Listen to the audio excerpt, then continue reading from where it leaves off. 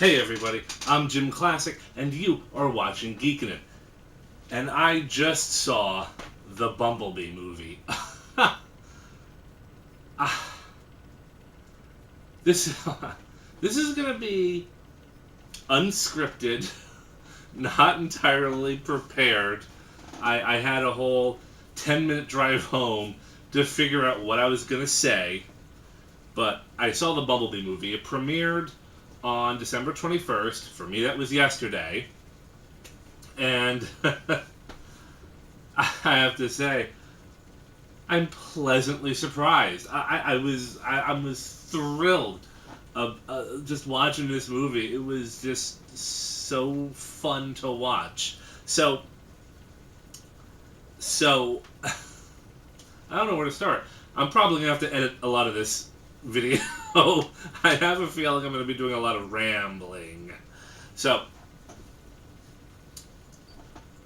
the Bumblebee movie. No spoilers. I'm not going to do any spoilers. All right, and if I accidentally say one, I might just edit it out. But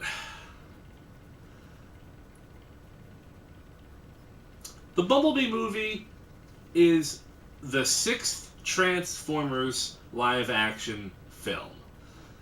And what can I say about the Transformers as a whole as a live-action film? Well, I certainly can't fit it all into one video. There's a reason why I've never really talked about the live-action Michael Bay films. I could write a book. I could probably write a whole book about why I don't like the Bayformers. Michael Bay's movie series has been around since 2007, and in my opinion, it has been getting progressively worse as each movie comes out. I was really losing hope that the Transformers movies would always just be a total drag. I mean, there are elements about each movie that I like.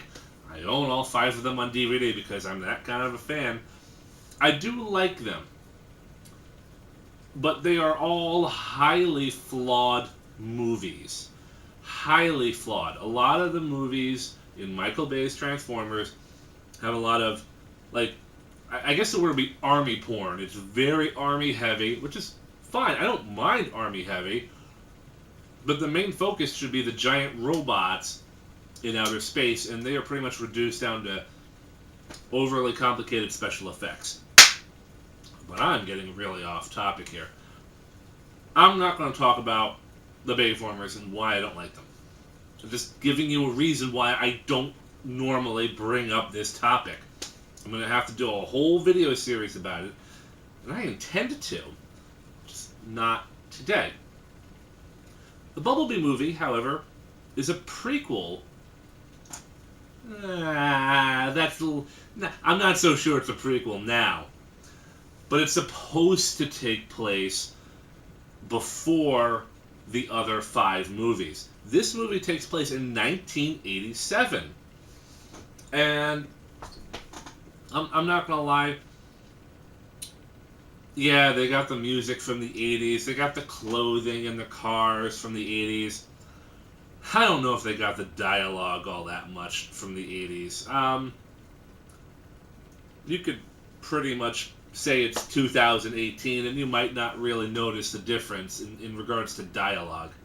But, you know, it's supposed to be an 80s nostalgia kind of period piece. That's what I'm looking for. It's a period piece, but, you know, they did lack a little bit in the dialogue. But I gotta say, the first 5 minutes of this movie was total fan service, okay? Absolute fan service, okay? Going back to the 2007 Bayformers movie, you know, I mean, yes, you did get the hint that there were giant robots, but you really didn't know what was going on up until, like, the 45-minute mark of the movie, and that's when things started to escalate. The Bumblebee movie says, no, no, no, we're just gonna throw the audience right into the middle of the Transformers war. We're just throwing you in there. You're gonna see it all, and then we'll get to Earth and all that stuff in a little bit. Total absolute fan service, and I have to admit, it might have been a little bit over the top in the fan service, but it was I look at it as a declaration. In my opinion, my take on this, the Bayformers are over. The Bayformers are not coming back. In regards to just that first 5 minutes of the movie, you could recognize which Transformer was which. I knew right off the bat which one was Optimus Prime. I saw Ratchet, I saw Wheeljack, I saw Brawn. All right, I recognized who they were with no joke, like less than 2 seconds of seeing them, instant recognition. I knew what I was looking at. You can't say that with the Bayformers. Oh yeah, it's a scrap metal monster thing, and it's green. Oh, okay, it's Ratchet? What? Anyway, so I knew who I was looking at. I knew I was looking at Soundwave, Shockwave. Oh my god. The Seekers, you could tell the Seekers, Starscream. I'm pretty sure.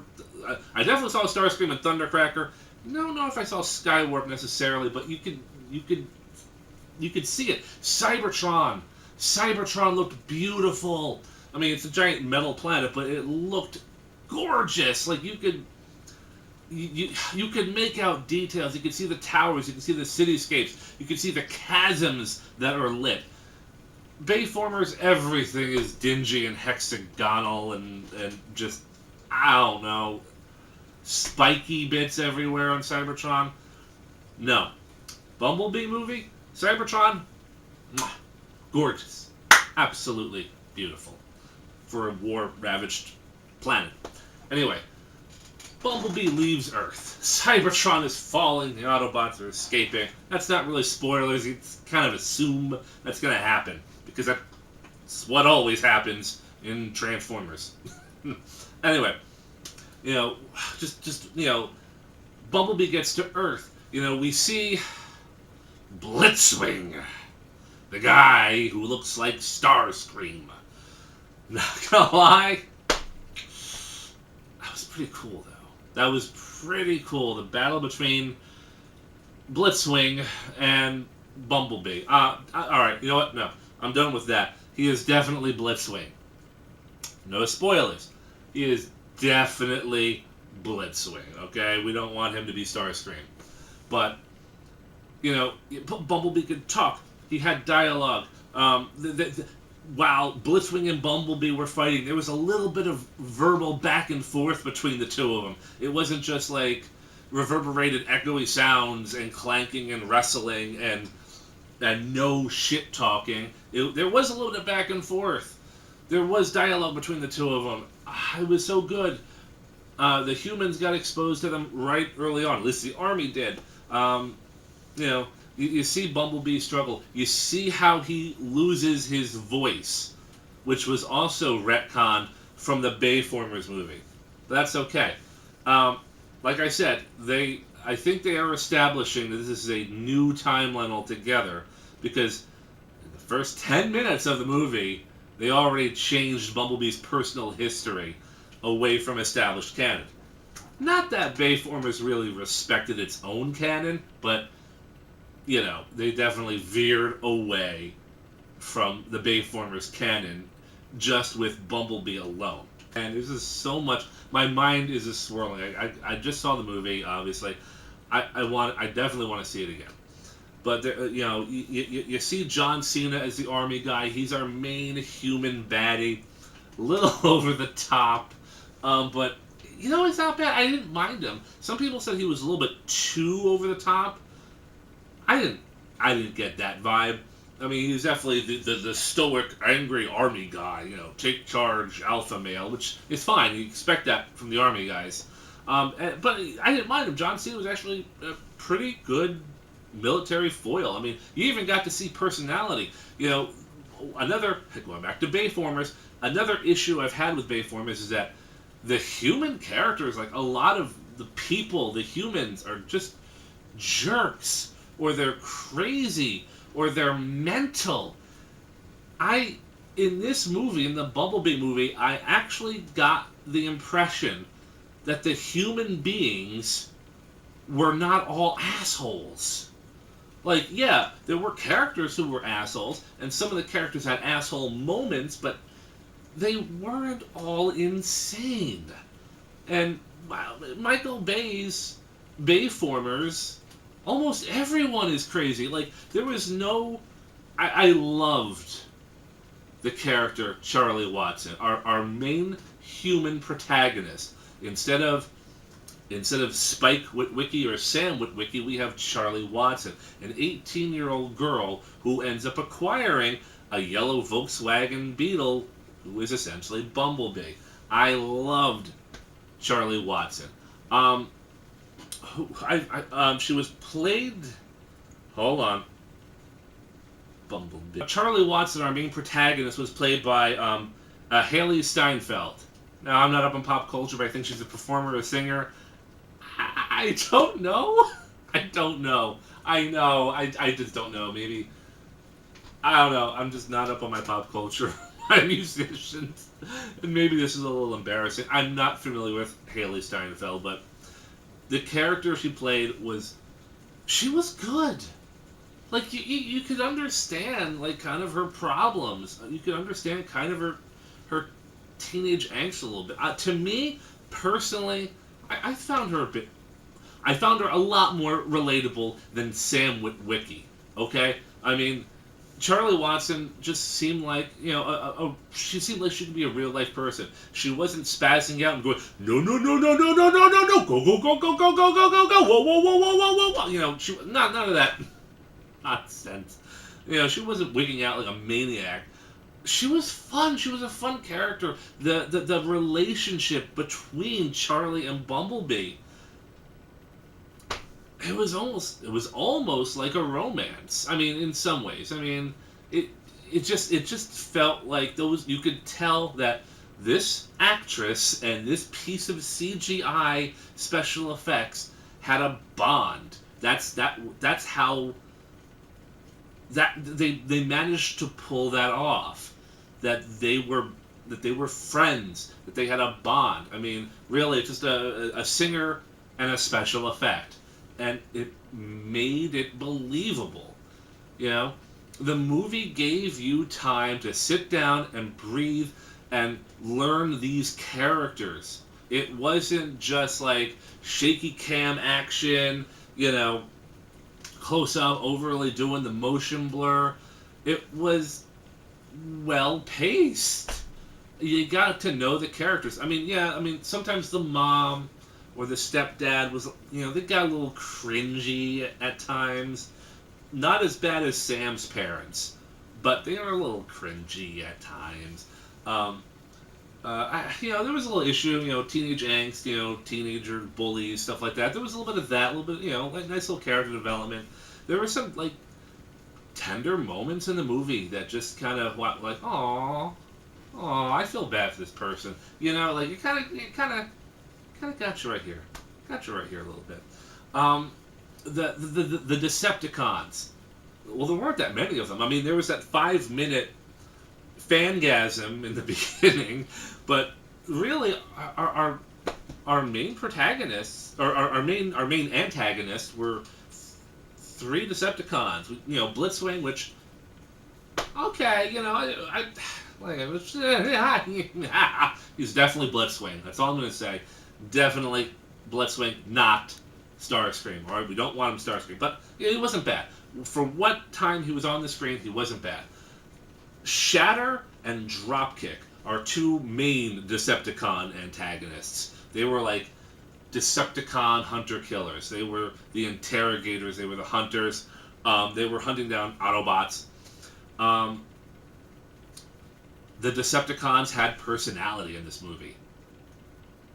The Decepticons were colorful. They were dynamic looking.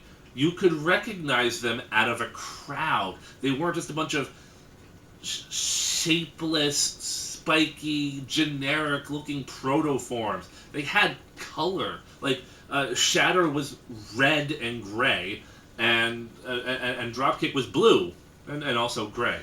They were both triple changers, which was kind of cool actually. The way they did it was kind of nifty. I mean, they interact with the humans at first. You know, they kind of not. I'm not going real into spoiler territory, but they kind of trick the military into helping them search for this renegade, war criminal. They're looking for Bumblebee, but I really liked how they interacted with each other. You can tell that those two Decepticons, they were not just angry and growling and like they were in Bayformers. They had personalities. They talked to each other. They played off of each other. They were characters. They were giant robot aliens, and they made me believe that they were actually characters. Characters that... I know I'm saying this. I know I must be annoying you by saying the word characters over and over again, but you have to understand, I have suffered through a decade worth of Bayformers where the Decepticons were just and just special effects nonsense, and I see these two Decepticons that they're characters. Look, I don't know. I mean, I know. Unbelievable. This is. I loved it. I loved it. I actually enjoyed Shatter and Dropkick. They were fun villains to watch, and to watch them interact with the humans. What can I say about this movie? What can I say about this movie? I loved it. I really enjoyed it. I mean, don't get me wrong. The movie did have its flaws. It wasn't perfect. Like I said, some of the characters were a little bit on the cringy side. I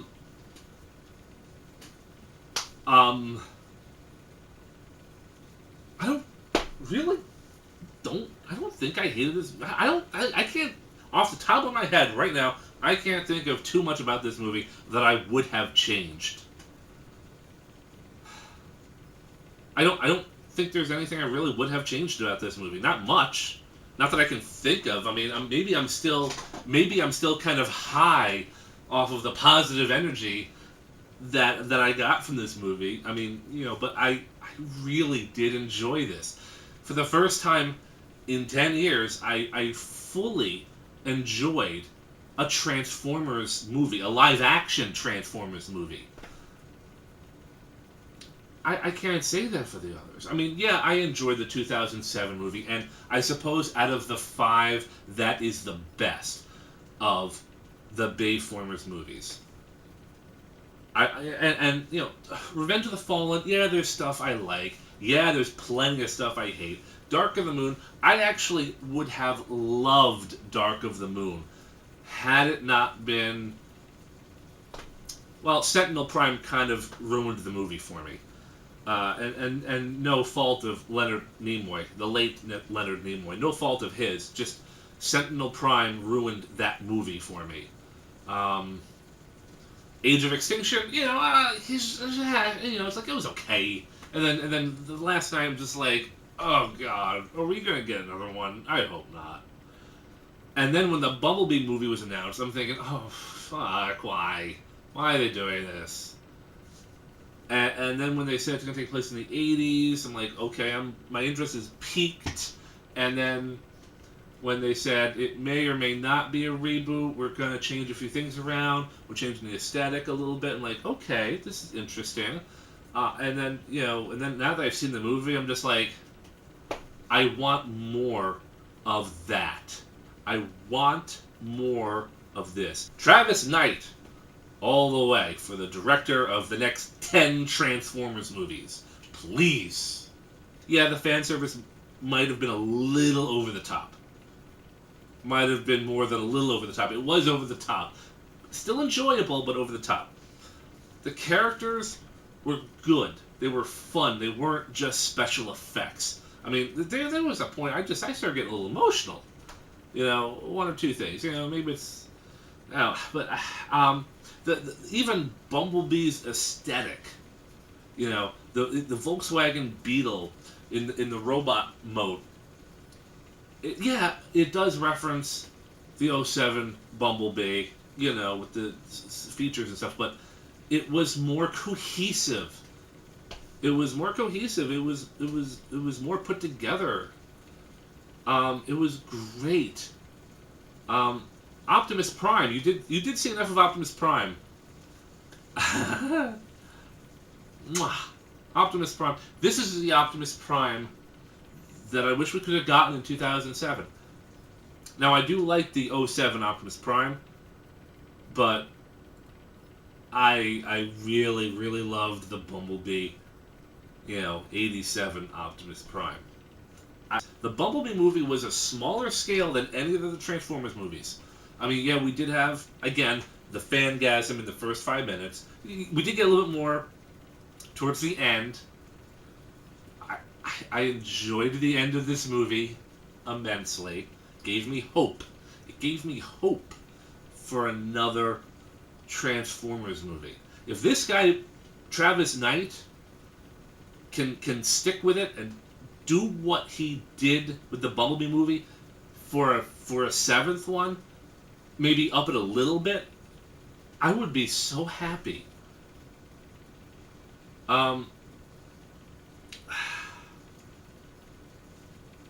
Yeah. The Bumblebee movie. Bumblebee, as it's officially called. Just Bumblebee.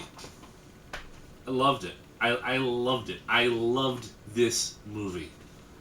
I'm sure if I watch it a second time, or if I really sit down and think for a minute, I might be able to come up with some flaws. Maybe a few things that maybe a few things that annoyed me a little bit. I don't know.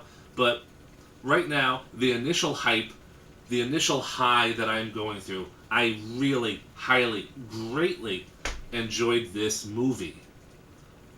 Go see it. Please. If you are a Transformers fan, if you are like me and lost hope in the live-action Transformers, go see this movie, because I don't think you'll be disappointed. Just watch this movie. Give it a chance. Because if Travis Knight sticks with this and continues the next 5 movies in this universe, I think there is some real hope for Transformers. I mean, yeah. Oh, okay. I think I'm done. I can only, I'm really kissing this movie's ass, and I get that. But I just, gosh, I loved this movie. It was so fun. It was just fun. This felt more like a Transformers movie than the previous 5. Go watch it. Recommended. I'm JimClassic. And what's a Bayformer? I don't know. Who's Michael Bay? Fuck if I know. You've been watching Geekin' It.